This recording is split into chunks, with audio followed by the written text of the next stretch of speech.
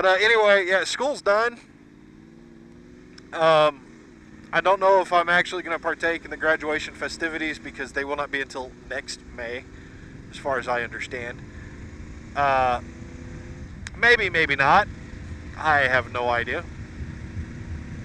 But yeah, here in a couple of months, I should have a degree for the first time ever, even though I have technically been in college for almost 15 years. That's fucking sad. But I was talking to a friend of mine, and she's like, yeah, but the first 10 were fun as hell, weren't they? I was, well, for the most part, yes. More fun than studious, let's put it that way. I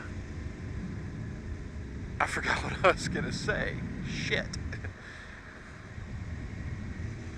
I've gotten some more electrical work done on the bike. I have narrowed down, I believe, the cause of the problem. And see if I can do this. I did this video already, and it took like 20 minutes. I was like, yeah, nobody's going to watch that. If you get bored, look that way. That's the river and some lakey stuff. You can't see anything to my left, but to my left is the something else. But anyway, I took my 2 plugs out. I took that whole circuit, that whole harness, because I wanted to make sure that's not where the short was. It's not. I checked it for continuity. It had 0, as it should. I looked over all the wires. There's no rubs, no nothing. So the whole thing, what it is, nice. There is a wire that comes out of the ignition that it only has energy to it whenever the ignition is on, okay?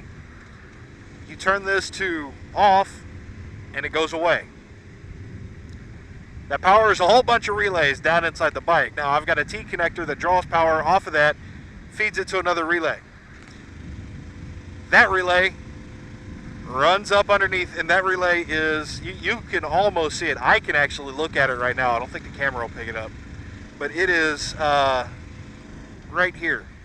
It's literally, I don't know if y'all can see it, it's right next to my knee, right under my knee. It powers another wire that goes up underneath the seat to a little well underneath the backbone of the bike, right beside the battery. There's a little, it's like almost a cubic foot. It's about half a cubic foot of just open. Inside there is another relay.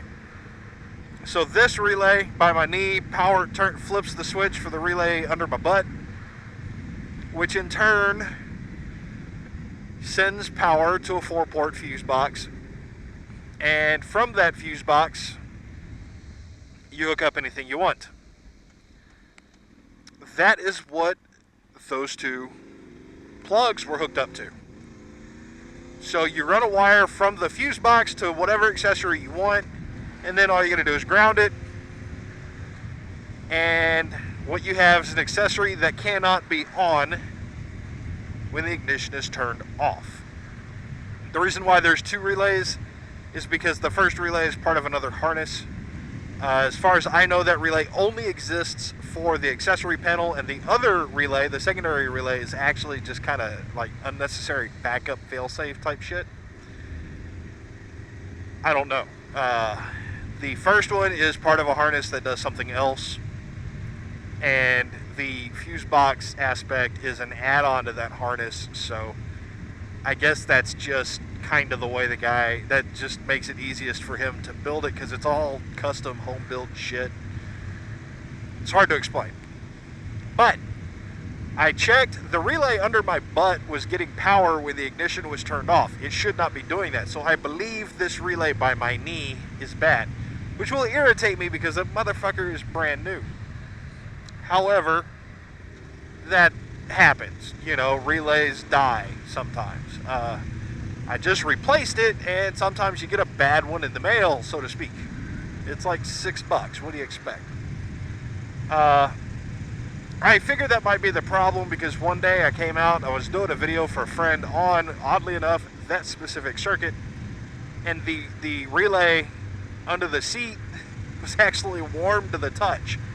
Now, it was hot outside, and the bike sits in direct sunlight, unfortunately, so I thought it might be that. And then the next day I go out, the battery's dead. I think what was happening is there was so little power getting to that relay that it was constantly flipping back and forth and causing it to heat up.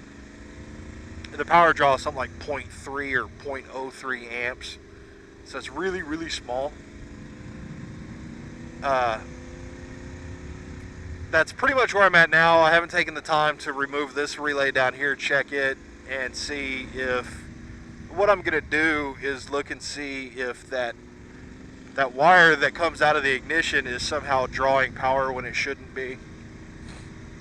Something like that, I don't know. I